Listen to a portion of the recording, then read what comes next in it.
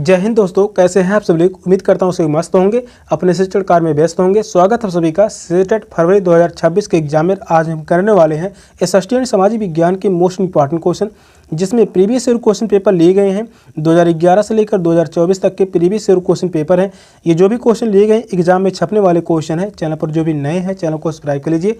चलिए क्लास को स्टार्ट करते हैं। और पहला क्वेश्चन है, डैश डैश सूरवीरों एवं वीरंगनाओं के बारे में भव्य एवं लंबी रचनाएं हैं तथा इनमें देवताओं से संबंधित कहानियां यानी कथाएं भी सम्मिलित हैं। ऐतिहासिक लेख, महाकाव्य, वृत्तांत यानी आख्यान, संदर्भिकाएं। कौन सा ऑप्शन करेक्ट है?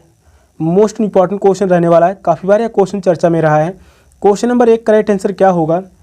डैश डैश सूरवीरों एवं वीरांगनाओं के बारे में भव्य एवं लंबी रचनाएं हैं तथा इनमें देवताओं से संबंधित कहानियाँ एवं कथाएँ भी सम्मिलित हैं।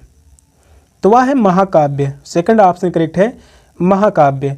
नेक्स्ट क्वेश्चन है, निम्नलिखित कथनों पर विचार कीजिए। कथन पहला कह रहा है, बौद्ध धर्म की एक नई धारा का विकास राजा कनिष्क के शासन के समय में हुआ। दूसरा कथन है, बौद्ध की नई धारा महायान की दो मुख्य विशेषताएं थी। बुद्ध की उपस्थिति सिर्फ कुछ संकेतों एवं बोधिसत्व में आस्था के माध्यम से दर्शाई जाती थी। ऑप्शन है, दोनों ही कथन सही हैं। कथन दूसरा पहले से संबंधित है। कथन पहला गलत है परंतु दूसरा कथन सही है। दोनों ही कथन सही है परंतु दूसरा कथन पहले से संबंधित नहीं है। पहला कथन सही है परंतु दूसरा कथन गलत है। कौन सा ऑप्शन करेक्ट है? यहाँ पर बौद्ध धर्म से संबंधित दो कथन दिए गए हैं। इन दोनों कथनों में कौन से कथन सही हैं?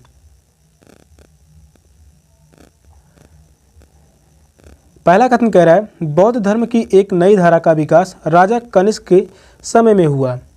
यह कथन सही होगा। दूसरा कथन कह रहा है, बौद्ध धर्म की नई धारा महायान की दो मुख्य विशेषताएं थी। बुद्ध की उपस्थिति सिर्फ कुछ संकेतों एवं बोधिसत्व में आस्था के माध्यम से दर्शाई जाती थी।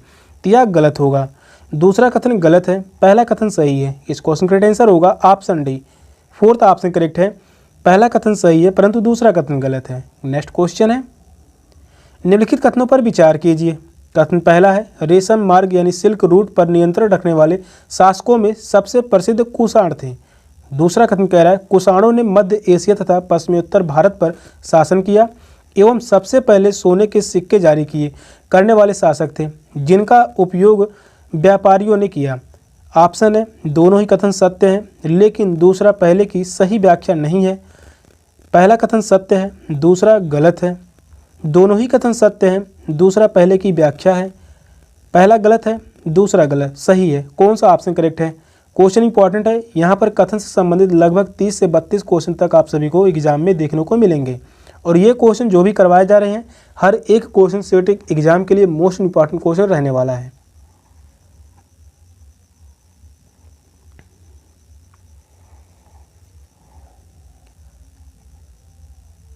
कथन पहला कह रहा है, रेशम मार्ग यानी सिल्क रूट पर नियंत्रण रखने वाले शासकों में सबसे प्रसिद्ध कुषाण थे।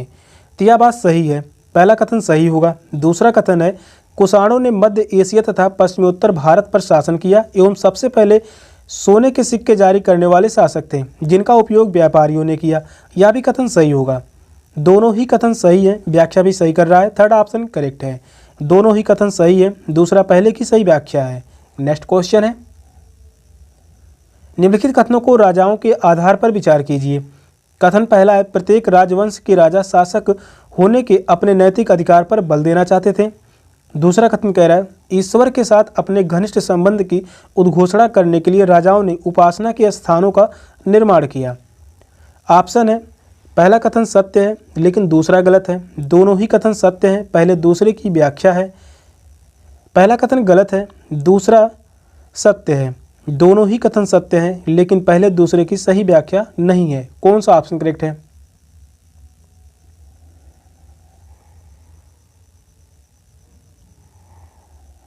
यह क्वेश्चन 2023 में और 2024 में दोनों बार एग्जाम में बना हुआ है।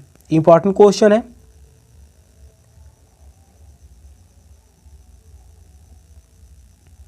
प्रत्येक राजवंश के राजा शासक होने के अपने नैतिक अधिकार पर बल देना चाहते थे। यह कथन सही होगा। दूसरा कथन कह रहा है, ईश्वर के साथ अपने घनिष्ठ संबंध की उद्घोषणा करने के लिए राजाओं ने उपासना के स्थानों का निर्माण किया। यह भी कथन सही है। दोनों ही कथन सही हैं।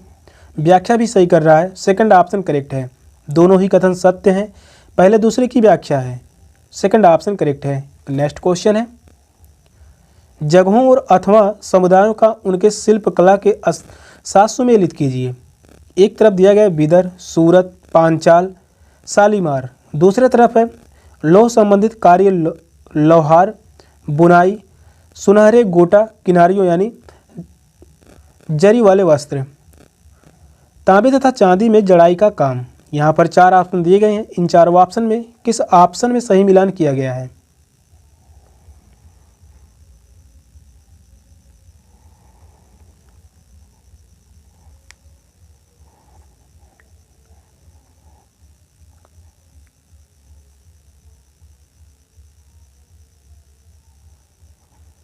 एक तरफ दिया गया है जगहों अथवा समुदायों और दूसरी तरफ है शिल्पकला।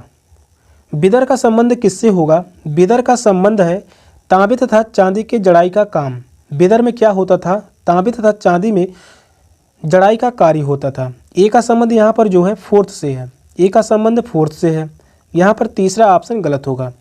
सूरत, सूरत का संबंध होगा सुनहरे गोटा किनारियों यानी जरी वाले वस्त्र। बी का संबंध होगा यहाँ पर तीसरे से, बी का संबंध तीसरे से है। यहाँ पर 2 ऑप्शन गलत, यानी 3 ऑप्शन गलत हो गए, बचा फोर्थ ऑप्शन। पांचाल का संबंध होगा यहाँ पर लौह संबंधित कार्य यानी लौहार। सी का संबंध यहाँ पर पहले से है। शालीमार, शालीमार का संबंध है बुनाई कार्य से। डी का संबंध यहाँ पर दूसरे से है। फोर्थ ऑप्शन करेक्ट है, फोर्थ ऑप्शन में ही सही मिलान किया गया है। नेक्स्ट क्वेश्चन है, निम्नलिखित कथनों पर विचार कीजिए। कथन पहला कह रहा है अशोक ने अपने शिलालेखों में यह सुझाव दिया कि कर्मकांड किसी काम के नहीं है।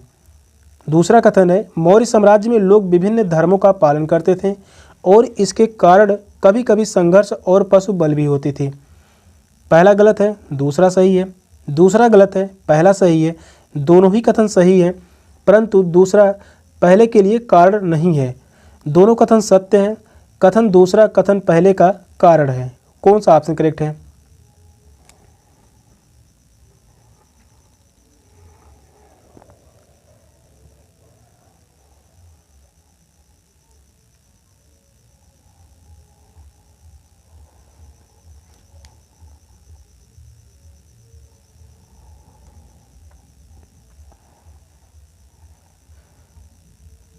कथन पहला कह रहा है अशोक ने अपने शिलालेखों में यह सुझाव दिया कि कर्मकांड किसी काम के नहीं है। यह सही होगा। दूसरा कथन है मौर्य साम्राज्य में लोग विभिन्न धर्मों का पालन करते थे और इसके कारण कभी कभी संघर्ष और पशु बल भी होती थी। यह भी कथन सही होगा। दोनों ही कथन सत्य हैं, फोर्थ ऑप्शन राइट है। दोनों ही कथन सत्य हैं, कथन दूसरा कथन पहले का कारण है। नेक्स्ट क्वेश्चन है, निम्नलिखित शब्दों का उत्तर भारत के गांवों में उनकी अनुरूप भूमिका के साथ मिलान कीजिए। ग्राम भोजक, गृहपति, दास कर्मकांड, दूसरों की जमीन पर काम करने वाले, शिल्पकार, स्वतंत्र कृषक, भूस्वामी यानी ग्राम प्रमुख। यहाँ पर 4 ऑप्शन है। इन चारों ऑप्शन में से किस ऑप्शन में सही मिलान किया गया है? क्वेश्चन को ध्यानपूर्वक पढ़िए और बताइए कौन सा ऑप्शन राइट है।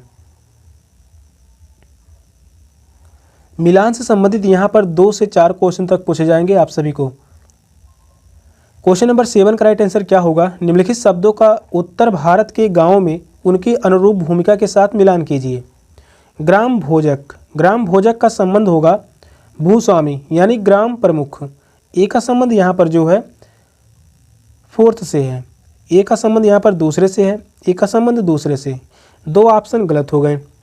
गृहपति, गृहपति का संबंध होगा, गृहपति का संबंध होगा स्वतंत्र कृषक से, यानी बी का संबंध यहाँ पर जो है तीसरे से। थर्ड ऑप्शन भी गलत, बचा एक ऑप्शन, वह है ऑप्शन ए। दास कर्मकांड, दास कर्मकांड का संबंध होगा दूसरों की जमीन पर काम करने वाले। सी का संबंध यहाँ पर पहले से है। इस क्वेश्चन का आंसर है option A. First option correct है, फर्स्ट ऑप्शन में ही सही मिलान किया गया है। नेक्स्ट क्वेश्चन है, निम्नलिखित कथन ए और बी पर विचार कीजिए। कथन पहला कह रहा है राजस्व की रैयतवाड़ी व्यवस्था ने किसानों यानी रैयतों और खेतिहर कृषकों के बीच सीधा संबंध स्थापित किया। कथन दूसरा है रैयतवाड़ी व्यवस्था ने ग्राम प्रमुख के माध्यम से राजस्व की अगुवाई पर बल दिया। सही विकल्प का चयन कीजिए। ए सत्य है, बी असत्य है, ए असत्य है, बी सत्य है, ए बी दोनों सत्य हैं, ए बी दोनों असत्य हैं। कौन सा ऑप्शन करेक्ट होगा? यह क्वेश्चन काफ़ी बार एग्जाम में पूछा गया है। 2019 में यह क्वेश्चन पूछा गया, 2021 में यह क्वेश्चन पूछा गया, इसके बाद यही क्वेश्चन 2023 में पूछा गया था।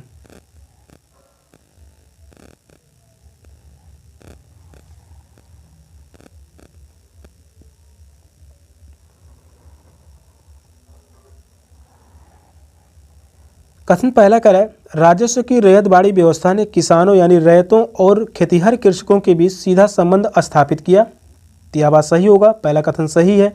दूसरा कथन कह रहा है, रैयतबाड़ी व्यवस्था ने ग्राम प्रमुख के माध्यम से राजस्व की अगुवाई पर बल दिया। तो यह गलत होगा। पहला कथन सही है किंतु दूसरा गलत है।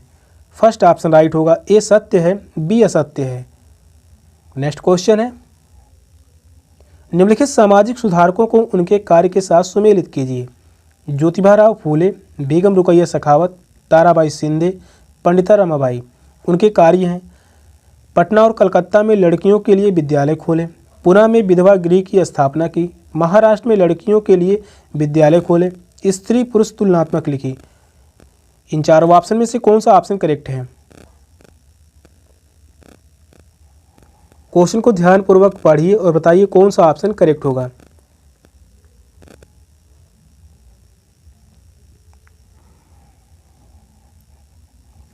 यहाँ पर जितने भी नाम दिए गए हैं और जितने भी कार्य हैं, ये सभी सेट के एग्जाम में क्वेश्चन पूछा जा चुका है। इंपॉर्टेंट क्वेश्चन यह रहने वाला है, most important question. Jyotiba Phule, इनका संबंध होगा महाराष्ट्र में लड़कियों के लिए विद्यालय खोले।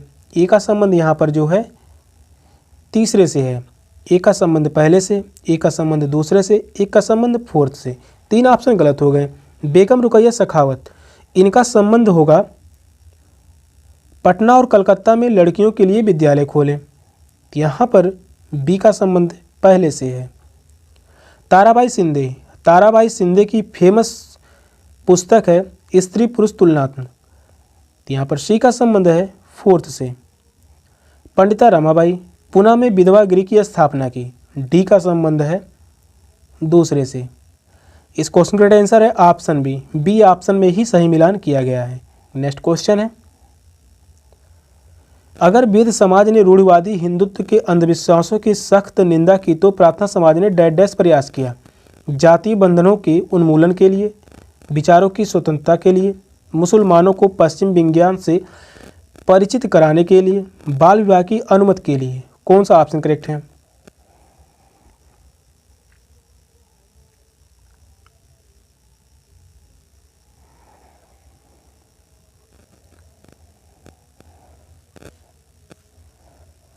क्वेश्चन नंबर 10 कह रहा है, अगर वेद समाज ने रूढ़िवादी हिंदुत्व के अंधविश्वासों की सख्त निंदा की तो प्रार्थना समाज ने डैश डैश प्रयास किया। प्रार्थना समाज ने प्रयास किया था जातीय बंधनों के उन्मूलन के लिए। फर्स्ट ऑप्शन करेक्ट है, जातीय बंधनों के उन्मूलन के लिए। नेक्स्ट क्वेश्चन है, निम्नलिखित में से कौन से कथन सामाजिक सुधार और जातीय उन्मूलन के संदर्भ में सही है? राम मोहन राय ने अपने विचारों के प्रयास के लिए पर्चे लिखे जो संवाद के रूप में थे। सिंह सभा के नेताओं ने आधुनिक शिक्षा और सिख सिद्धांतों का प्रोत्साहन किया। थर्ड कथन कह रहा है, पेरियार के शिक्षण में समानता का विचार धर्म के माध्यम से प्रोत्साहित किया गया।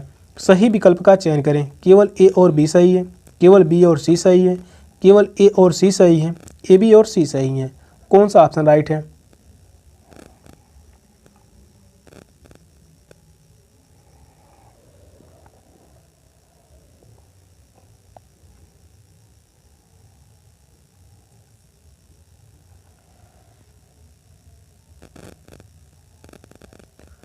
सामाजिक सुधार और जाति उन्मूलन के संदर्भ में यहाँ पर तीन कथन दिए गए हैं। इन तीनों कथनों में कौन से कथन सही हैं?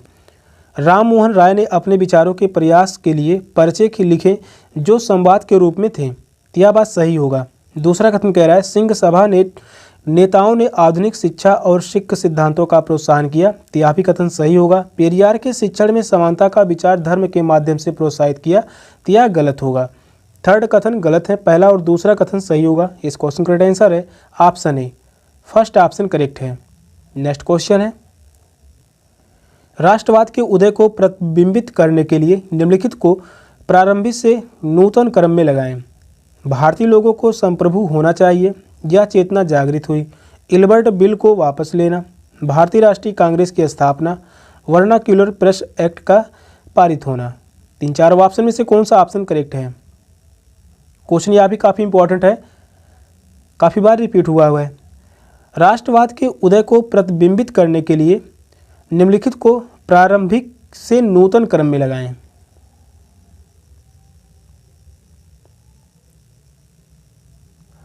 प्रारंभ पिता भारतीय लोगों को संप्रभु होना चाहिए, यह चेतना जागृत हुई, यह पहले नंबर पर होगा। दूसरे नंबर पर होगा वर्नाक्यूलर प्रेस एक्ट का पारित होना। तीसरे नंबर पर होगा इल्बर्ट बिल को वापस लेना। चौथे नंबर पर है भारतीय राष्ट्रीय कांग्रेस की स्थापना। यहाँ पर जो है प्रारंभिक से नूतन क्रम में लगाया गया है। पहले नंबर पर ए है, दूसरा नंबर पर डी है, तीसरे नंबर पर बी है, चौथे नंबर पर है सी। ए डी बी सी किस ऑप्शन में है? तो वह है option C. Third option correct है। नेक्स्ट क्वेश्चन है, राष्ट्रीय आंदोलन के नरमपंथी नेताओं ने डैश महसूस किया कि जब भारतीयों की उचित मांगों की बात आती है तो अंग्रेजों के मन में स्वतंत्रता के विचारों के लिए कोई सम्मान नहीं था। आत्मनिर्भरता और रचनात्मक कार्य पर जोर दिया। प्रार्थना की राजनीतिक विफल हो गई थी। देश की आर्थिक विनाश के विरुद्ध जनमत तैयार किया गया। कौन सा ऑप्शन करेक्ट है?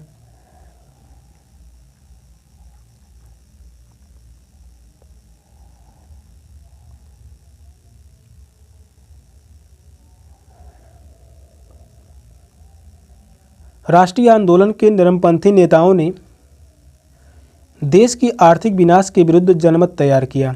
फोर्थ ऑप्शन करेक्ट है, देश के आर्थिक विनाश के विरुद्ध जनमत तैयार किया। नेक्स्ट क्वेश्चन है, निम्नलिखित कथनों पर विचार करें। कथन पहला कह रहा है 1954 में दूसरी पंचवर्षीय योजना तैयार की गई। कथन दूसरा है दूसरी पंचवर्षीय योजना में निजी संस्थानों के नियंत्रण में भारी उद्योगों के विकास पर बल दिया गया।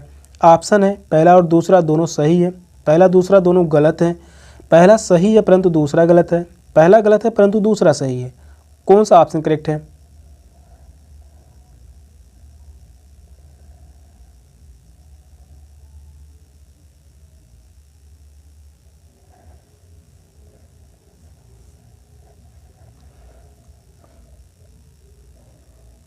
क्वेश्चन इंपॉर्टेंट है। कथन कह रहा है 1954 में दूसरी पंचवर्षीय योजना तैयार की गई, यह गलत होगा।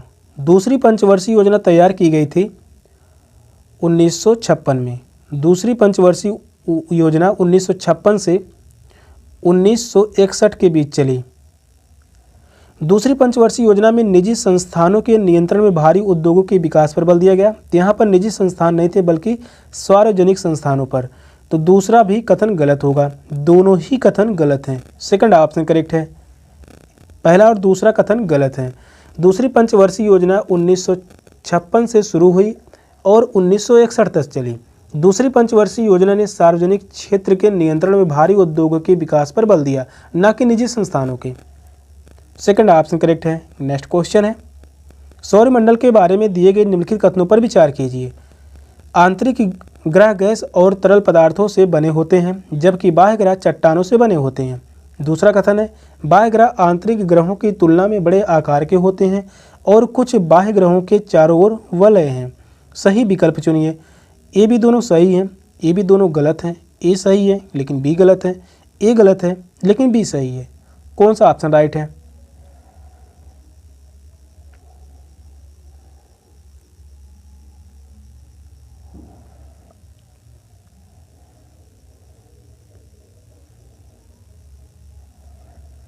सौरमंडल के बारे में यहाँ पर दो कथन दिए गए हैं। इन दोनों कथनों में कौन सा कथन सही है? पहला कथन कह रहा है आंतरिक ग्रह गैस और तरल पदार्थों से बने होते हैं, जबकि बाह्य ग्रह चट्टानों से बने होते हैं, तो यह बात गलत होगा। दूसरा कथन है बाह्य ग्रह आंतरिक ग्रहों की तुलना में बड़े आकार के होते हैं और कुछ बाह्य ग्रहों के चारों ओर वलय हैं, तो यह सही होगा। दूसरा कथन सही है, पहला गलत है। इस क्वेश्चन का आंसर है option D. Fourth option correct है, ए गलत है लेकिन बी सही है। नेक्स्ट क्वेश्चन है, निम्न में से अंटार्कटिक में भारत के उपकेंद्र हैं मैत्री, दक्षिण गंगोत्री, भारती, अदिति केवल ए और डी, केवल बी और सी, केवल ए बी और सी, केवल बी सी और डी, कौन सा ऑप्शन राइट है?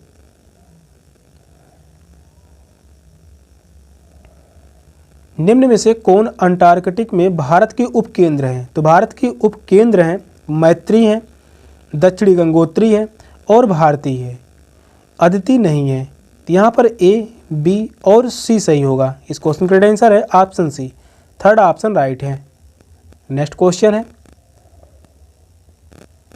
कर्क रेखा, भूमध्य रेखा और मकर रेखा निम्नलिखित में से किस महाद्वीपों में नहीं गुजरती? उत्तरी अमेरिका और अंटार्कटिका, ऑस्ट्रेलिया और अंटार्कटिका, यूरोप और अंटार्कटिका, केवल अंटार्कटिका, कौन सा ऑप्शन करेक्ट है? बहुत ही महत्वपूर्ण क्वेश्चन है। कर्क रेखा, भूमध्य रेखा और मकर रेखा निम्नलिखित में से किन महाद्वीपों से नहीं गुजरती? तो यहाँ पर बात कर लेते हैं कर्क रेखा, मकर रेखा और विषुवत रेखा। 0 अंश अक्षांश रेखा, इसी को विषुवत रेखा या भूमध्य रेखा कहते हैं। 0 अंश अक्षांश के 23.5 अंश अक्षांश उत्तरी रेखा, 23.5 अंश अक्षांश उत्तरी रेखा, इसे कहते हैं कर्क रेखा। 0 अंश अक्षांश के 23.5 अंश अक्षांश दक्षिणी रेखा, इसे हम कहते हैं मकर रेखा। क्वेश्चन कह रहा है कर्क रेखा, भूमध्य रेखा, मकर रेखा किन महाद्वीपों से नहीं गुजरती? ये तीनों उत्तरी अमेरिका से गुजरती है, अंटार्कटिका से नहीं गुजरती। ऑस्ट्रेलिया से गुजरती है, अंटार्कटिका से नहीं गुजरती। यूरोप और अंटार्कटिका इन दोनों महाद्वीप से नहीं गुजरती। थर्ड ऑप्शन करेक्ट होगा। इस क्वेश्चन का आंसर है option C, third option right है। क्वेश्चन पूछा जाए कर्क रेखा, भूमध्य रेखा, मकर रेखा, ये तीनों रेखाएं किस महाद्वीप से होकर गुजरती हैं? तो वह है अफ्रीका महाद्वीप से। भारत से केवल कर्क रेखा गुजरती है, भारत से केवल कर्क रेखा गुजरती है। इस क्वेश्चन को मैप के माध्यम से समझते हैं, क्वेश्चन को फिर याद करने की जरूरत नहीं पड़ेगी। यहाँ पर देखिए विषुवत रेखा यानी भूमध्य रेखा है, 0 अंश अक्षांश रेखा, 23.5 अंश अक्षांश नॉर्थ रेखा कर्क रेखा और 23.5 अंश अक्षांश साउथ रेखा यानी दक्षिणी रेखा, जिसे हम कहते हैं मकर रेखा। ये तीनों रेखाएं, यहाँ से उत्तरी अमेरिका से कर्क रेखा और यहाँ पर दक्षिणी अमेरिका से विषुवत रेखा और मकर रेखा दोनों रेखाएं गुजरती हैं। यहाँ पर दिया गया है यूरोप महाद्वीप, यूरोप महाद्वीप से कोई भी रेखा नहीं गुजरती और यहाँ पर अंटार्कटिका महाद्वीप, इस महाद्वीप से भी कोई रेखा नहीं गुजरती। बाकी अफ्रीका महाद्वीप, यह जो है अफ्रीका महाद्वीप है, अफ्रीका महाद्वीप से तीनों रेखाएं गुजरती हैं। एग्जाम में यह क्वेश्चन पूछा गया है, सीटेट में यह क्वेश्चन पूछा गया है कर्क रेखा, मकर रेखा और विषुवत रेखा किन महाद्वीप से होकर गुजरती हैं? तो वह है अफ्रीका महाद्वीप। अफ्रीका महाद्वीप को काला महाद्वीप भी कहा जाता है, काला या अंधा महाद्वीप। तो यहाँ से थर्ड ऑप्शन करेक्ट होगा। नेक्स्ट क्वेश्चन है, भारत में 82.5 अंश पूर्व को मानक यामोत्तर माना गया है। यह रेखा निम्नलिखित में से किस क्षेत्र से होकर गुजरती है? भारतीय मरुस्थल, पश्चिमी घाट, सुंदरबन डेल्टा, पूर्वी घाट, कौन सा ऑप्शन करेक्ट है? क्वेश्चन यह भी इंपॉर्टेंट है।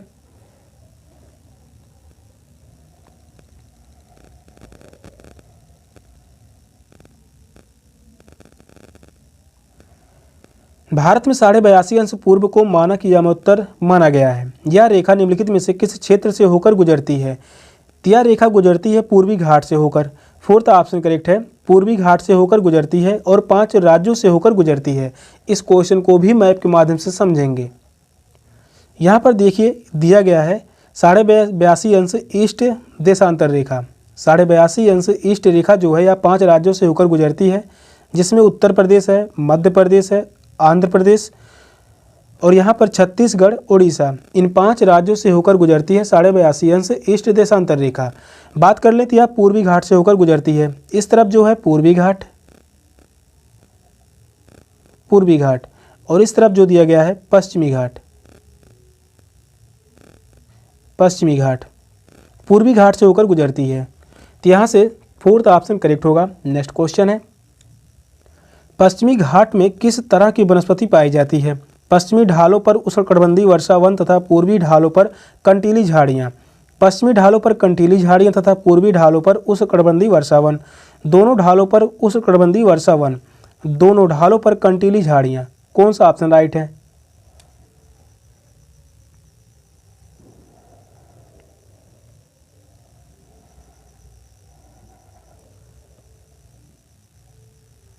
क्वेश्चन नंबर 19 कह रहा है पश्चिमी घाट में किस तरह की वनस्पति पाई जाती है? तो पश्चिमी घाट में किस तरह की वनस्पति पाई जाती है? पश्चिमी ढालों पर उष्णकटिबंधीय वर्षावन तथा पूर्वी ढालों पर कंटीली झाड़ियाँ पाई जाती हैं। फर्स्ट ऑप्शन करेक्ट है। नेक्स्ट क्वेश्चन है, सहारा मरुस्थल के गुफा चित्रों में नदियों और विभिन्न प्रकार के जानवरों को दिखाया गया है। यह दर्शाता है कि सहारा के लोग बहुत कल्पनाशील थे। सहारा के लोग दुनिया घूमे हुए थे। सहारा के क्षेत्रों में जलवायु परिवर्तन हुआ था। विदेशी सहारा के क्षेत्र में रहते थे। कौन सा ऑप्शन करेक्ट है?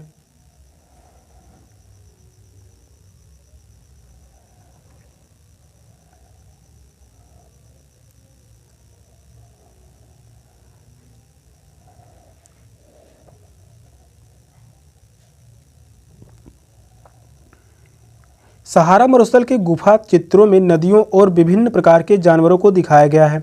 यह दर्शाता है कि सहारा के क्षेत्रों में जलवायु परिवर्तन हुआ था। थर्ड ऑप्शन करेक्ट है, सहारा के क्षेत्रों में जलवायु परिवर्तन हुआ था।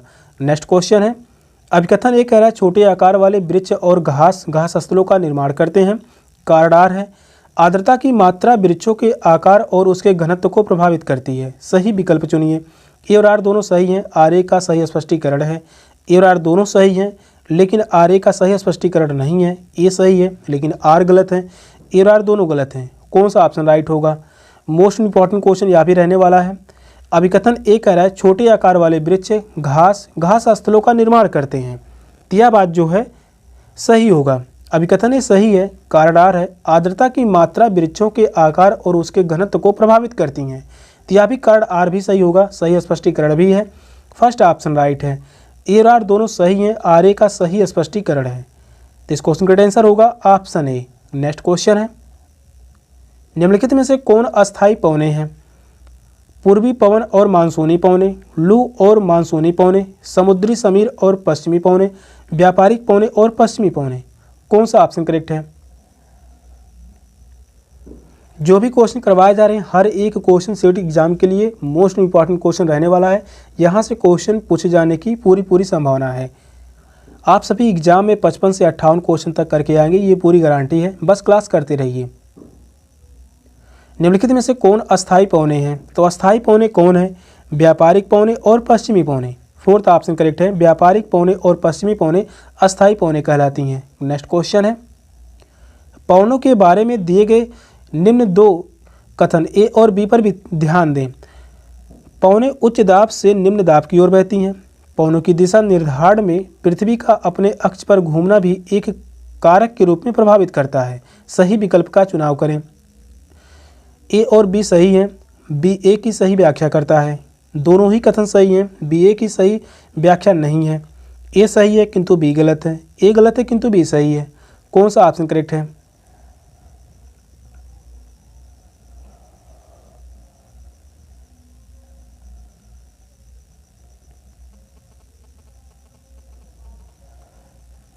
पवनों के बारे में यहाँ पर दो कथन दिए गए हैं। इन दोनों कथनों में कौन से कथन सही हैं? पवनें उच्च दाब से निम्न दाब की ओर बहती हैं। तो यह बात सही होगा। पवनों की दिशा निर्धारण में पृथ्वी का अपने अक्ष पर घूमना भी एक कारक के रूप में प्रभावित करता है। तो यह भी कथन सही होगा। दोनों ही कथन सही हैं, लेकिन व्याख्या सही नहीं है। सेकंड ऑप्शन करेक्ट है। दोनों कथन ए और बी सही हैं, किंतु बी ए की सही व्याख्या नहीं है।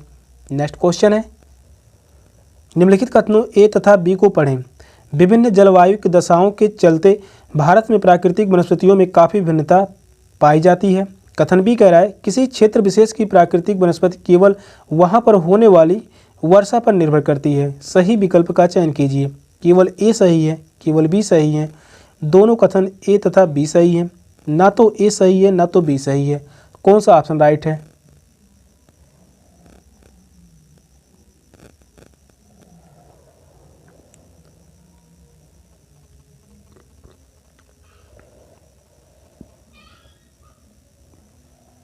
यहाँ पर दो कथन दिए गए हैं। विभिन्न जलवायु की दशाओं के चलते भारत में प्राकृतिक वनस्पतियों में काफ़ी विभिन्नता पाई जाती है। यह बात सही होगा, पहला कथन सही है। दूसरा कथन कह रहा है किसी क्षेत्र विशेष की प्राकृतिक वनस्पति केवल वहाँ पर होने वाली वर्षा पर निर्भर करती है। यह कथन गलत होगा। केवल शब्द जिस भी ऑप्शन में हो, जिस भी कथन में हो, तो वह कथन या ऑप्शन निगेटिव होता है। तो यहाँ पर पहला ही कथन सही होगा, केवल ए सही है, फर्स्ट ऑप्शन राइट है। नेक्स्ट क्वेश्चन है, लौ एस्क से संबंधित प्रिंस चार्ल्स पर्वत कहाँ अवस्थित है? ऑस्ट्रेलिया, अंटार्कटिका, उत्तरी अमेरिका, दक्षिणी अमेरिका। कौन सा ऑप्शन राइट है?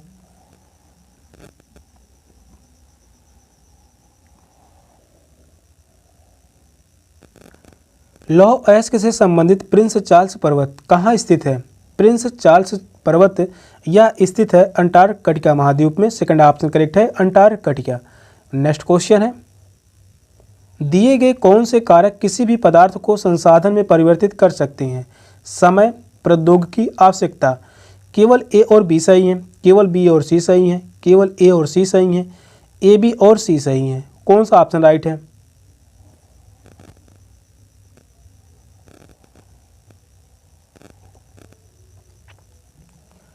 दिए गए कौन से कारक किसी भी पदार्थ को संसाधन में परिवर्तित कर सकती हैं? तो किसी भी पदार्थ को संसाधन में परिवर्तित कर सकती हैं समय, प्रौद्योगिकी, आवश्यकता। तीनों ही सही होगा, फोर्थ ऑप्शन राइट है, ए बी और सी सही है।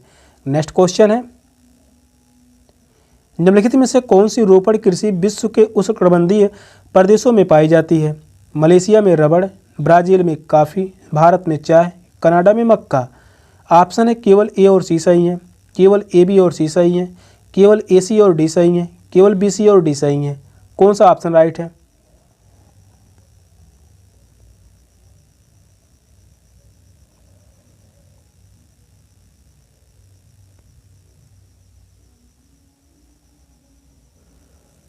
कौन सी रोपड़ कृषि विश्व के उष्णकटिबंधीय प्रदेशों में पाई जाती हैं? तो मलेशिया में रबड़, यह सही होगा। ब्राज़ील में कॉफ़ी, यह गलत है। भारत में चाय और कनाडा में मक्का, यह भी गलत होगा। यहाँ पर पूछा हुआ है रोपड़ कृषि विश्व के उष्णकटिबंधीय प्रदेशों में पाई जाती हैं, तो वह है मलेशिया में रबड़ और भारत में चाय। फर्स्ट ऑप्शन करेक्ट है, ए और सी सही है। नेक्स्ट क्वेश्चन है, समानता की खोज में डॉक्टर भीमराव अंबेडकर ने धर्म परिवर्तन कर किस धर्म को अपनाया? जैन धर्म, ईसाई धर्म, बौद्ध धर्म, इस्लाम धर्म। कौन सा ऑप्शन राइट है? यह क्वेश्चन इंपॉर्टेंट रहने वाला है, हर बार क्वेश्चन पूछा गया है। समानता की खोज में डॉक्टर भीमराव अंबेडकर ने धर्म परिवर्तन कर किस धर्म को अपनाया? तो वह है बौद्ध धर्म। थर्ड ऑप्शन करेक्ट है, बौद्ध धर्म। क्वेश्चन पूछा जाता है डॉक्टर भीमराव अंबेडकर किसके अध्यक्ष थे? तो वह है प्रारूप समिति के अध्यक्ष थे। प्रारूप समिति के अध्यक्ष कौन थे? Doctor B R Ambedkar ji. Third option correct है। नेक्स्ट क्वेश्चन है, निम्नलिखित में से क्या विविधता का एक वैध उदाहरण नहीं है? यहाँ पर नहीं पूछा हुआ है, नेगेटिव। एक गांव में विभिन्न समुदायों के लोग हैं जो भिन्न भिन्न धर्मों का पालन करते हैं। एक गांव में विभिन्न जात के लोग हैं जिन्हें श्रेणीबद्ध क्रम में देखा जाता है। एक गांव में एक सार्वजनिक स्थान है जहां विभिन्न त्योहारों को मनाया जाता है। एक गांव में कई लोग हिंदी बोलते हैं और कुछ अंग्रेजी बोलते हैं और वे सब अक्सर सामान्य वार्तालाप करते हैं। कौन सा ऑप्शन करेक्ट है?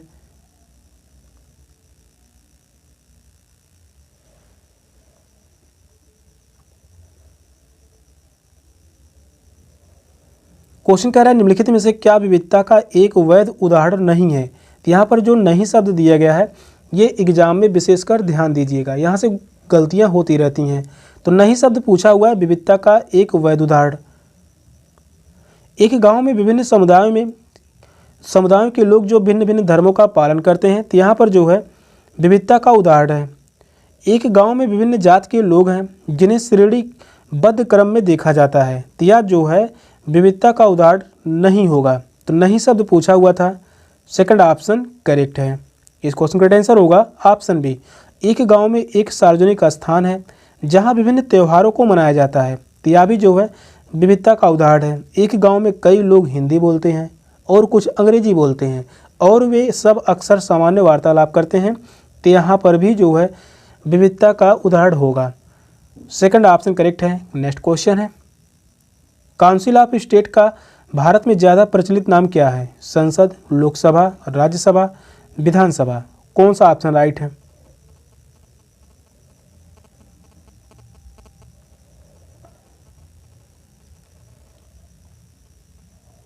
काउंसिल ऑफ स्टेट का भारत में ज़्यादा प्रचलित नाम क्या है? तो वह है राज्यसभा। राज्यसभा, इसे हम अस्थाई सदन कहते हैं। राज्यसभा को अस्थाई सदन कहते हैं। यह कभी भंग नहीं होता, यह कभी भंग नहीं होता। लोकसभा को अस्थाई सदन कहते हैं, अस्थाई सदन कहा जाता है, और यह जो है भंग होता रहता है।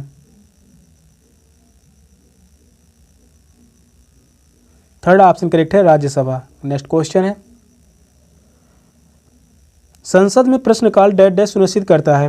कार्यपालिका की विधायिका की तरफ जवाबदेही, न्यायपालिका की विधायिका से स्वतंत्रता, विधायिका की न्यायपालिका पर नियंत्रण, न्यायपालिका का विधायिका के साथ सहयोग। कौन सा ऑप्शन राइट है?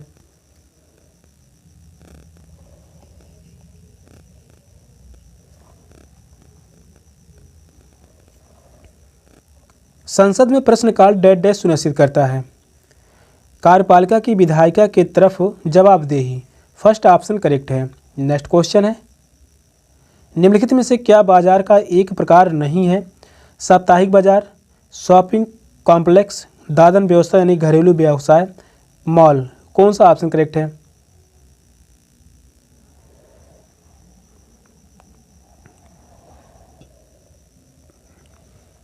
निम्नलिखित में से क्या बाजार का एक प्रकार नहीं है? तो वह है दादन व्यवस्था यानी घरेलू व्यवसाय।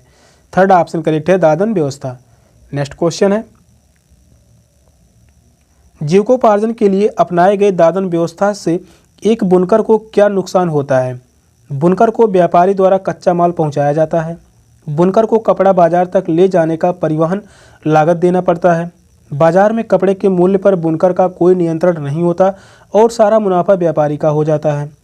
फोर्थ ऑप्शन कह रहा है, बुनकर को सूत काटकर कपड़ा बुनने का कार्य घर से करना होता है। कौन सा ऑप्शन राइट है?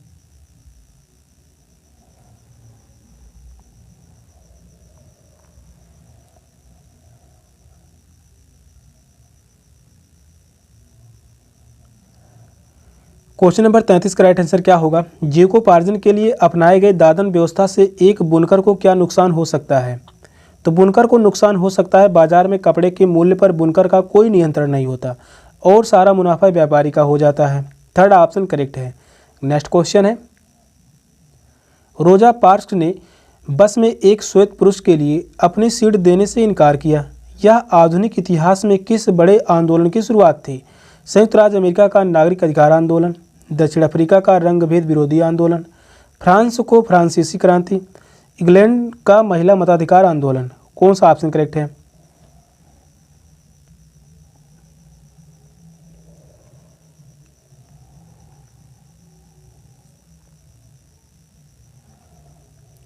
रोजा पार्क्स ने बस में एक श्वेत पुरुष के लिए अपनी सीट देने से इनकार किया। यह आधुनिक इतिहास में किस बड़े आंदोलन की शुरुआत थी?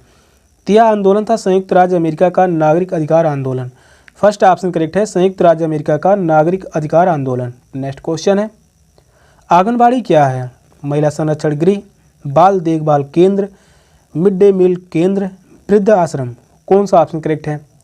तो आंगनबाड़ी क्या है? आंगनबाड़ी हम सभी को पता है, बाल देखभाल केंद्र। सेकंड ऑप्शन करेक्ट है, बाल देखभाल केंद्र।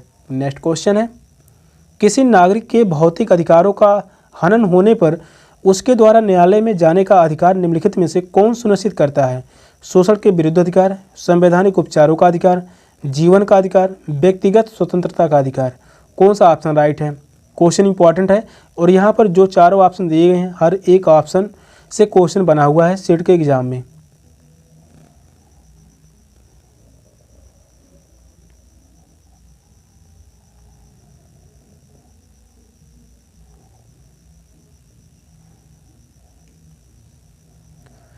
किसी नागरिक के भौतिक अधिकारों का हनन होने पर उसके द्वारा न्यायालय में जाने का अधिकार निम्नलिखित में से कौन सुनिश्चित करता है?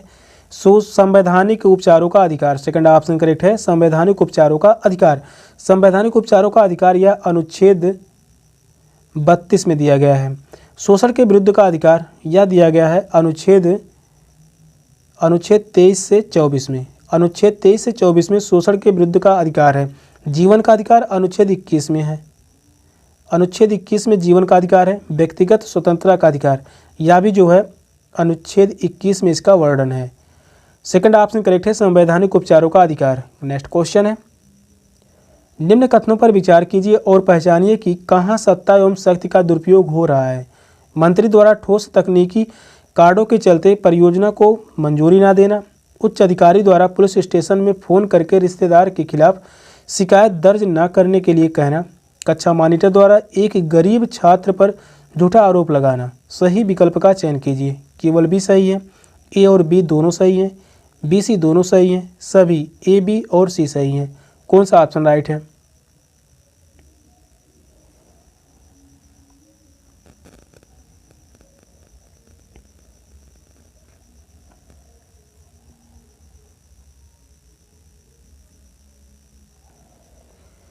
निम्न कथनों पर विचार कीजिए और पहचानिए कि कहाँ सत्ता एवं शक्ति का दुरुपयोग हो रहा है। तो सत्ता एवं शक्ति का दुरुपयोग हो रहा है मंत्री द्वारा ठोस तकनीकी कार्डों के चलते परियोजना को मंजूरी ना देना, तो यहाँ पर जो है सत्ता का दुरुपयोग नहीं हो रहा है। उच्च अधिकारी द्वारा पुलिस स्टेशन में फ़ोन करके रिश्तेदार के खिलाफ शिकायत दर्ज ना करने के लिए कहना, तो यहाँ पर जो है सत्ता एवं शक्ति का दुरुपयोग हो रहा है। कक्षा मॉनिटर द्वारा एक गरीब छात्र पर झूठा आरोप लगाना, तो यहाँ पर भी सत्ता एवं शक्ति का दुरुपयोग हो रहा है। बी और सी सही है, तो इस क्वेश्चन का आंसर होगा option C. Third option correct है, बी और सी दोनों सही हैं। नेक्स्ट क्वेश्चन है, भारत में न्यायपालिका के विषय में निम्नलिखित में से कौन सा वाक्य सही है? न्यायपालिका के विभिन्न स्तर पदानुक्रमिक व्यवस्था में नहीं है। एक उच्च न्यायालय का न्यायाधीश देश का सर्वोच्च न्यायाधीश होता है।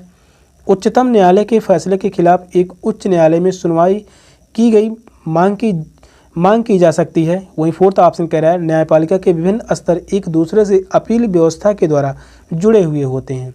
कौन सा ऑप्शन राइट है?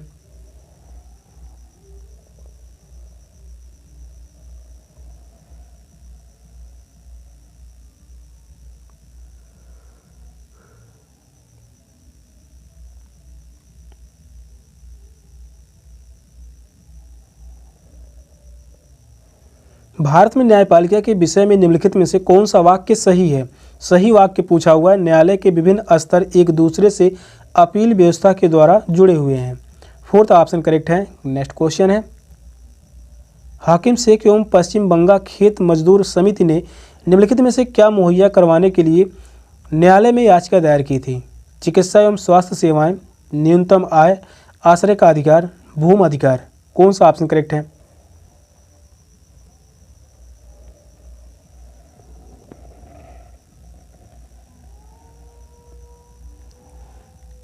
क्वेश्चन नंबर 39 कह रहा है, हाकिम शेख एवं पश्चिमी बंगाल खेत मजदूर समिति ने निम्नलिखित में से क्या मुहैया करवाने के लिए न्यायालय में याचिका दायर की थी?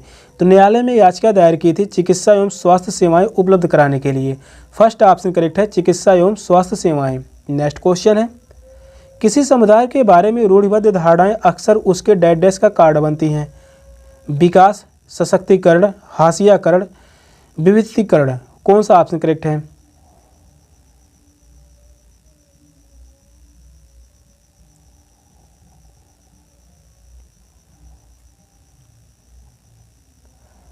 किसी समुदाय के बारे में रूढ़िबद्ध धारणाएं अक्सर उसके डैश कारण बनती हैं। हाशियाकरण का कारण बनती है। थर्ड ऑप्शन करेक्ट है, हाशियाकरण। नेक्स्ट क्वेश्चन है, सामाजिक इतिहास के शिक्षण के समय शिक्षक को संवेदनशील होना चाहिए क्योंकि इतिहास संदर्भ आधारित है। यहाँ बहुत बहुलित इतिहास है। इतिहास अखंड एवं विशिष्ट है। इतिहास विवादास्पद नहीं है। सही विकल्प का चयन कीजिए। केवल ए सही है, केवल ए और बी सही है, केवल सी सही है, केवल बी सी और डी सही है। कौन सा ऑप्शन राइट है?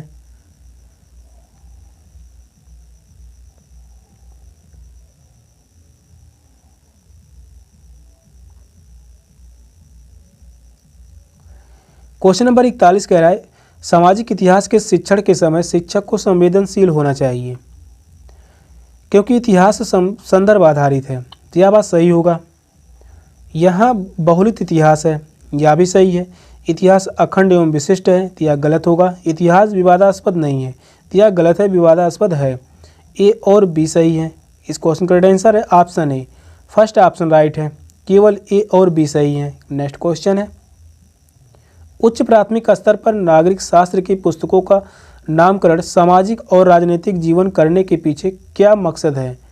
औपनिवेशिक काल में भारतीय स्कूली पाठचर्या में नागरिक शास्त्र को ब्रिटिश राज के प्रति भारतीयों के बीच बढ़ते प्रतिरोधी की पृष्ठभूमि में शामिल किया गया था। कथन बी कह रहा है सामाजिक और राजनीतिक जीवन अपने सीखने के अनुभवों को मुख्यतः इतिहास और अर्थशास्त्र से इकट्ठा करता है। कथन सी है सामाजिक और राजनीतिक जीवन वास्तविक जीवन की स्थितियों पर आधारित है जो प्रत्येक संकल्पना के लिए व्यवहारिक स्थितियों का प्रयोग करती है। ऑप्शन है केवल ए सत्य है, ए बी दोनों सत्य हैं, ए और सी सत्य हैं, ए बी और सी तीनों सत्य हैं। कौन सा ऑप्शन करेक्ट है?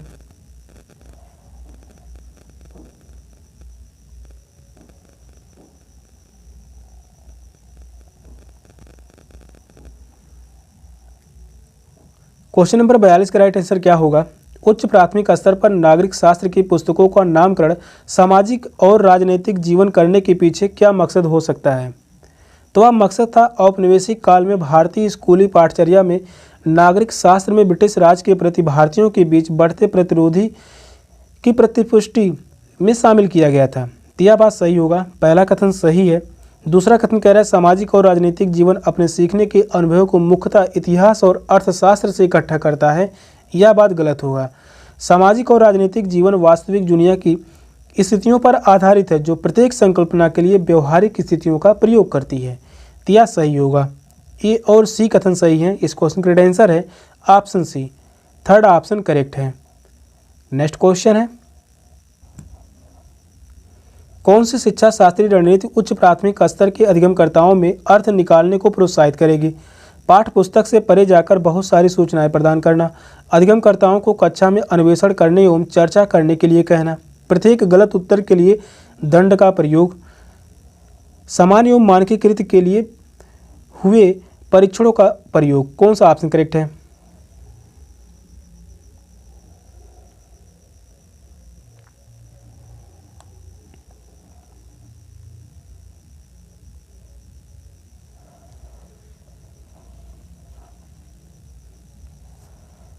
क्वेश्चन नंबर 43 कह रहा है कौन सी शिक्षा शास्त्रीय रणनीति उच्च प्राथमिक स्तर पर अधिगमकर्ताओं में अर्थ निकालने को प्रोत्साहित करेगी? अधिगमकर्ताओं को कक्षा में अन्वेषण करने एवं चर्चा करने के लिए कहना। सेकंड ऑप्शन करेक्ट है, अधिगमकर्ताओं को कक्षा में अन्वेषण करने एवं चर्चा करने के लिए कहना। नेक्स्ट क्वेश्चन है, इतिहास की कक्षा में देशभक्ति को श्रेष्ठ रूप से विकसित किया जा सकता है। प्रत्येक कक्षा से पहले राष्ट्रगान को गाना अनिवार्य बनाने के द्वारा, देश एवं देशवासियों के लिए उत्तरदायित्व एवं संबंध होने की भावना को विकसित करने के लिए गतिविधियों द्वारा, सभी सामाजिक धार्मिक सुधारों को प्रयासों की बिना उनके विचारों की कोई जांच किए हुए प्रशंसा करना, बिना सामाजिक संदर्भ बताए स्वर्णिम प्राचीन इतिहास पर व्याख्यान देना। कौन सा ऑप्शन करेक्ट है?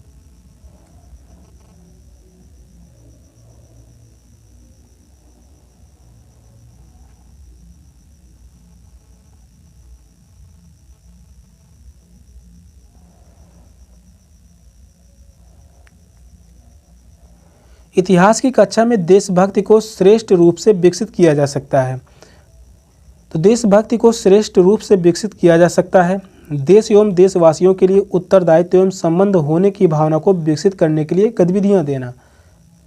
तो यहाँ पर जो है सेकंड ऑप्शन करेक्ट होगा, देश एवं देशवासियों के लिए उत्तरदायित्व एवं संबंध होने की भावना को विकसित करने के लिए गतिविधियों द्वारा। नेक्स्ट क्वेश्चन, निम्नलिखित में से कौन समावेशी कक्षा का उदाहरण है? सभी विद्यार्थियों को एक ही कक्षा में पढ़ाना और अध्यापक द्वारा सभी के लिए एक समान शिक्षण विधि और मूल्यांकन विधि का प्रयोग करना। सेकंड ऑप्शन है, अध्यापक द्वारा विशिष्ट विद्यार्थियों को अलग पढ़ाना, अध्यापक द्वारा विद्यार्थियों के लिए साप्ताहिक मूल्यांकन की घोषणा करना और विशिष्ट विद्यार्थियों को परीक्षा के दिन अवकाश देना। फोर्थ ऑप्शन है, अध्यापक द्वारा दृष्टिबाधित विद्यार्थियों को ब्रेल लिपि में लिखित शिक्षण सामग्री को उपलब्ध कराना। कौन सा ऑप्शन करेक्ट है? यहाँ पर पूछा हुआ है समावेशी कक्षा यानी समावेशी शिक्षा, कौन सा ऑप्शन करेक्ट होगा। मोस्ट इंपॉर्टेंट क्वेश्चन रहने वाला है। क्वेश्चन पेडागोजी से है। पेडागोजी से लगभग यहाँ से 15 से 18 क्वेश्चन तक पूछे जाएंगे पेडागोजी से।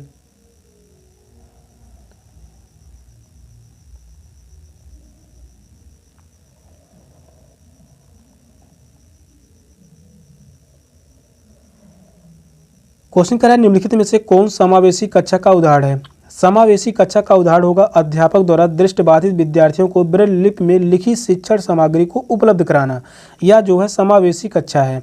फोर्थ ऑप्शन करेक्ट होगा।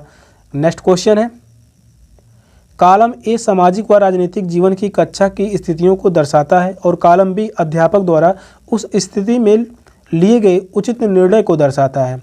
तो कक्षा की स्थितियां यहाँ पर दी गई हैं। कोई प्रतिक्रिया नहीं की स्थिति, अपूर्ण जवाब की स्थिति, अर्ध सत्य जवाब की स्थिति, पूर्ण सत्य जवाब की स्थिति। निर्णय में दिया गया है अधिक जानकारी मांगना, उत्साह देना, पुनः फोकस करना, आलोचनात्मक जागरूकता को बढ़ाना। यहाँ पर 4 ऑप्शन दिए गए हैं। इन चारों ऑप्शन में से किस ऑप्शन में सही मिलान किया गया है। क्वेश्चन को ध्यानपूर्वक पढ़िए और बताइए कौन सा ऑप्शन करेक्ट है।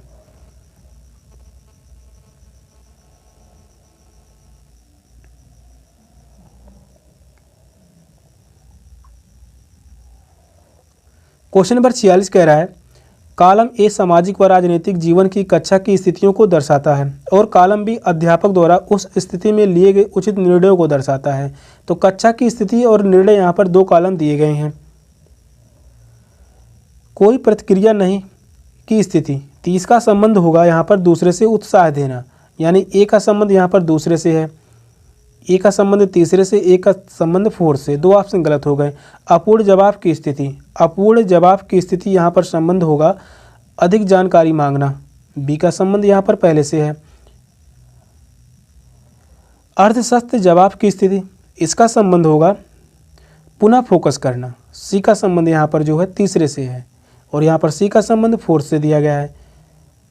पूर्ण सत्य जवाब की स्थिति, इसका संबंध होगा आलोचनात्मक जागरूकता को बढ़ाना, डी का संबंध यहाँ पर जो है फोर्थ से है। थर्ड ऑप्शन राइट होगा। इस क्वेश्चन का आंसर है ऑप्शन सी। नेक्स्ट क्वेश्चन है प्रारंभिक स्तर की एक शिक्षिका अपनी सामाजिक विज्ञान की कक्षा में निम्न गतिविधियां कराती हैं।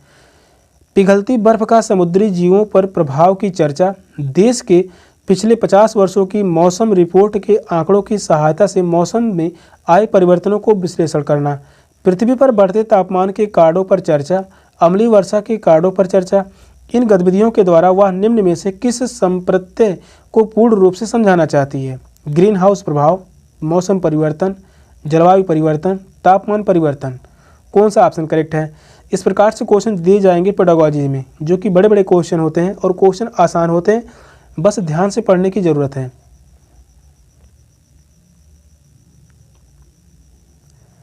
क्वेश्चन नंबर 47 कह रहा है प्रारंभिक स्तर की एक शिक्षिका अपनी सामाजिक विज्ञान की कक्षा में निम्न गतिविधियां कराती हैं।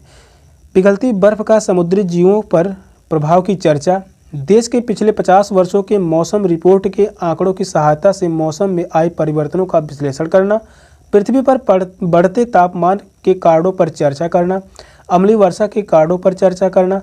इन गतिविधियों के द्वारा वह निम्न में से किस संप्रत्यय को पूर्ण रूप से समझाना चाहती है। तो वह समझाना चाहती है जलवायु परिवर्तन को। थर्ड ऑप्शन करेक्ट है, जलवायु परिवर्तन को समझाना चाहती है। नेक्स्ट क्वेश्चन है शिक्षण के किस चरण पर एक अध्यापक शिक्षण के लिए आवश्यक सहायक सामग्री के विषय पर चर्चा करेगा।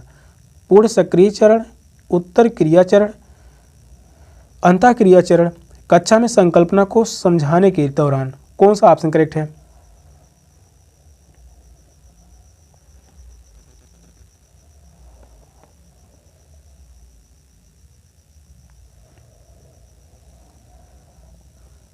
शिक्षण के किस चरण पर एक अध्यापक शिक्षण के लिए आवश्यक सहायक सामग्री के विषय पर चर्चा करेगा। तो वह चर्चा करेगा पूर्व सक्रिय चरण। फर्स्ट ऑप्शन करेक्ट है, पूर्व सक्रिय चरण। नेक्स्ट क्वेश्चन है सामाजिक विज्ञान में जांच प्रश्नों का उद्देश्य होता है सार्थक प्रश्नों की संख्या को बढ़ाना, विद्यार्थियों के सोचने के पैटर्न को समझाना, विद्यार्थियों के उत्तर की गहराई में जाना। सही विकल्प का चयन कीजिए। केवल कथन ए सही है, कथन ए और कथन बी सही है। कथन बी और सी सही हैं, कथन ए और सी सही हैं। कौन सा ऑप्शन करेक्ट है?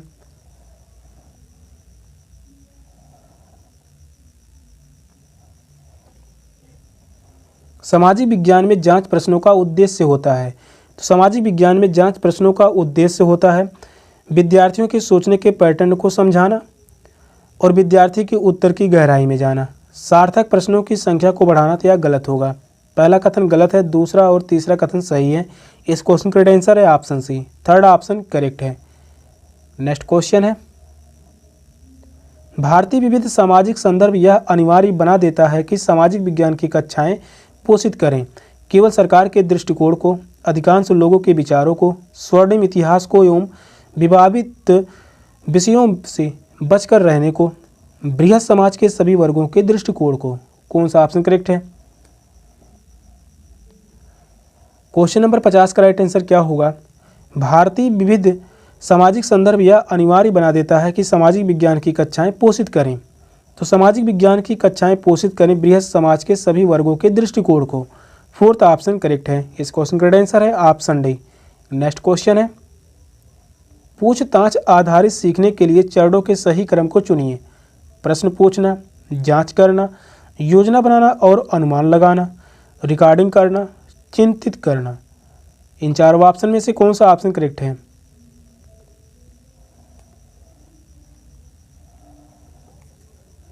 साठ क्वेश्चन में लगभग आप सभी को 30 से 32 क्वेश्चन तक कथन से ही मिलेंगे। कथन से ज़्यादा क्वेश्चन करवाए जा रहे हैं। हर एक क्वेश्चन मोस्ट इंपॉर्टेंट क्वेश्चन रहने वाला है, जो कि एग्जाम में छपे हुए क्वेश्चन मिलेंगे। पूछताछ आधारित सीखने के लिए चरणों के सही क्रम को चुनिए। तो यहाँ पर सही क्रम में चुनना है। तो पहला यहाँ पर जो होगा योजना बनाना और अनुमान लगाना, तो ये पहले नंबर पर आएगा। दूसरे नंबर पर होगा प्रश्न पूछना, तीसरे नंबर पर होगा जांच करना, चौथे नंबर पर होगा रिकॉर्डिंग करना और पाँचवें नंबर पर होगा चिंतन करना। पहले नंबर पर है सी, दूसरे नंबर पर है ए, तीसरे नंबर पर है बी, चौथे नंबर पर है डी और पाँचवें नंबर पर है ई। सी ए बी डी ई किस ऑप्शन में है? तो वह है थर्ड ऑप्शन। इस क्वेश्चन का आंसर होगा ऑप्शन सी। नेक्स्ट क्वेश्चन है, निम्नलिखित कथनों पर विचार कीजिए। कथन ये कह रहा है सामाजिक विज्ञान शिक्षण एक विचारधारा को आत्मसात करने का साधन है। कथन बी है सामाजिक विज्ञान के शिक्षा शास्त्री पक्ष में विषयगत योजना लाभदायक है। सही विकल्प का चयन कीजिए। ए सत्य है, बी असत्य है, ए असत्य है, बी सत्य है, ए बी दोनों सत्य हैं, ए बी दोनों असत्य हैं। कौन सा ऑप्शन राइट है?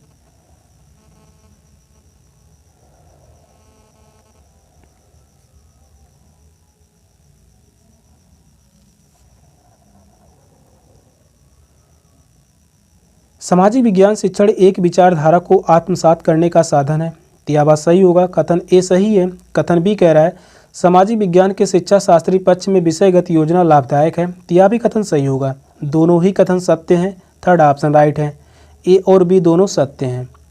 नेक्स्ट क्वेश्चन है, एक सामाजिक विज्ञान का शिक्षक औपनिवेशिक काल में महिलाओं की परिस्थिति को समझाने के लिए निम्नलिखित में से क्या दे सकता है?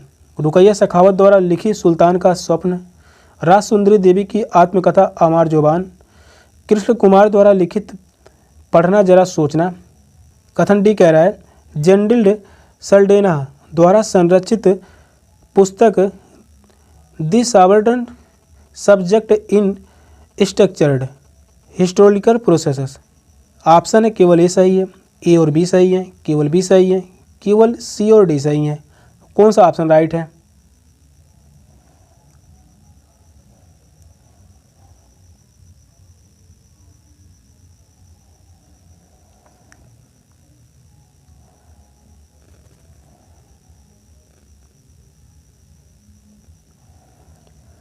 एक सामाजिक विज्ञान का शिक्षक औपनिवेशिक काल में महिलाओं की परिस्थितियों को समझाने के लिए निम्नलिखित में से क्या दे सकता है?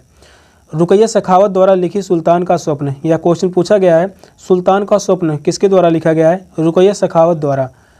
राज सुंदरी देवी की आत्मकथा अमार जुबान, यह दोनों दे सकता है। सी और डी गलत होगा, ए और बी सही है। तो इस क्वेश्चन का आंसर होगा option A, first option correct है, सॉरी सेकंड ऑप्शन करेक्ट है।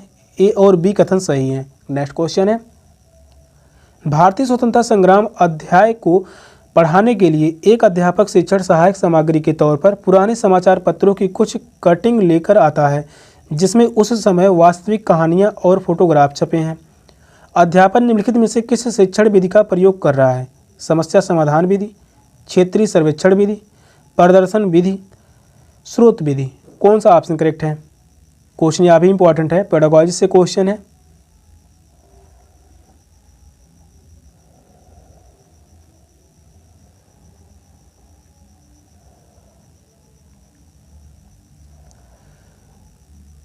क्वेश्चन नंबर 54 का राइट आंसर क्या होगा? भारतीय स्वतंत्रता संग्राम अध्याय को पढ़ाने के लिए एक अध्यापक शिक्षण सहायक सामग्री के तौर पर पुराने समाचार पत्रों की कुछ कटिंग लेकर आता है जिसमें उस समय की वास्तविक कहानियां और फोटोग्राफ छपे हैं। अध्यापक निम्नलिखित में से किस शिक्षण विधि का प्रयोग कर रहा है? तो वह स्रोत विधि का प्रयोग कर रहा है।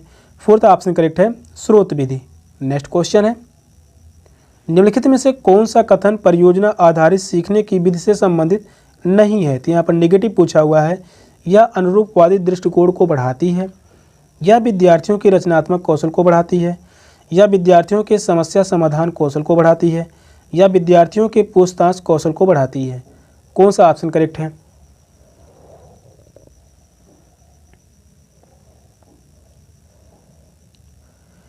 परियोजना आधारित सीखने की विधि से संबंधित नहीं है, तो यहाँ पर नहीं शब्द पूछा हुआ है। यह अनुरूपवादी दृष्टिकोण को बढ़ाती है, तो यह गलत होगा। पहला ही ऑप्शन करेक्ट है।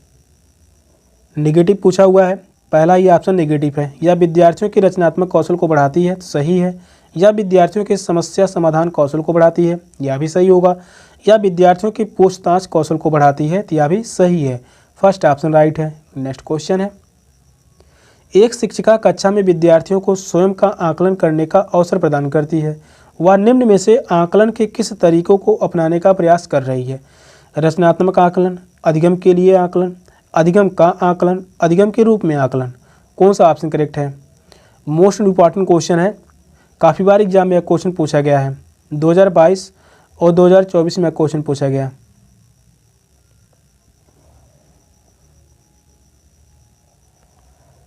क्वेश्चन कह रहा है, एक शिक्षिका कक्षा में विद्यार्थियों को स्वयं का आकलन करने का अवसर प्रदान करती है। वह निम्न में से आकलन के किस तरीकों को अपनाने का प्रयास कर रही है? अधिगम के रूप में आकलन। फोर्थ ऑप्शन करेक्ट है, अधिगम के रूप में आकलन। नेक्स्ट क्वेश्चन है, निम्न में से क्या सामाजिक विज्ञान में आकलन का मानक होना चाहिए? प्रश्न पूछना, न्याय व समानता हेतु सोच, स्मरण, सहयोग। सही विकल्प का चयन करें। इन चारों ऑप्शन में से कौन सा ऑप्शन करेक्ट है?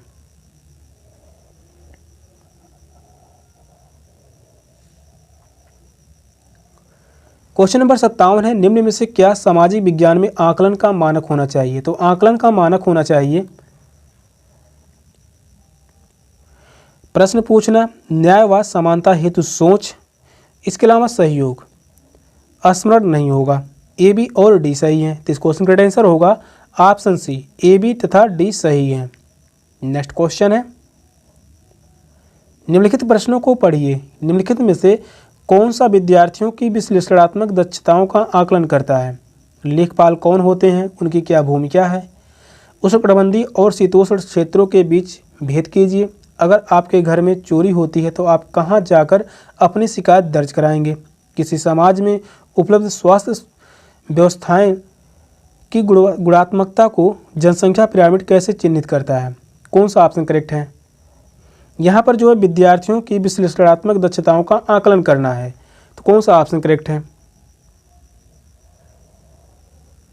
विश्लेषणात्मक दक्षताओं का आकलन करता है किसी समाज में उपलब्ध स्वास्थ्य व्यवस्था की गुणात्मकता को जनसंख्या पिरामिड कैसे चिन्हित करता है, यह सही होगा। फोर्थ ऑप्शन करेक्ट है। नेक्स्ट क्वेश्चन है, निम्नलिखित में से कौन सा प्रश्न ज्ञानात्मक प्रक्रिया के समझ पहलू का आकलन करता है? जनसंख्या विस्फोट को परिभाषित कीजिए। 3 विशेषताओं को सूचीबद्ध कीजिए जो जनसंख्या बदलाव का कारण बनती हैं। ईस्ट इंडिया कंपनी कैसे मुगल वंश के अंत को ले गई? अगर नदियां सूख जाएं तब मनुष्य जीवन क्या होगा? कौन सा ऑप्शन करेक्ट है?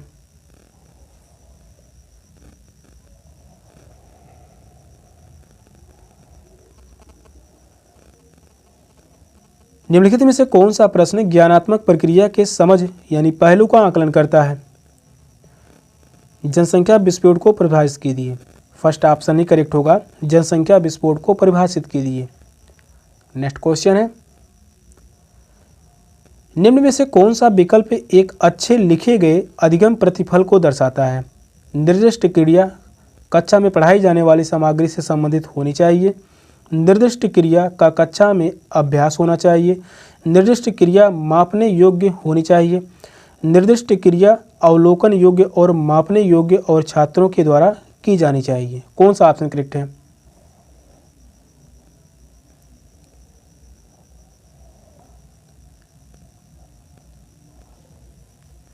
क्वेश्चन कह रहा है निम्नलिखित में से कौन सा विकल्प एक अच्छे लिखे गए अधिगम प्रतिफल को दर्शाता है?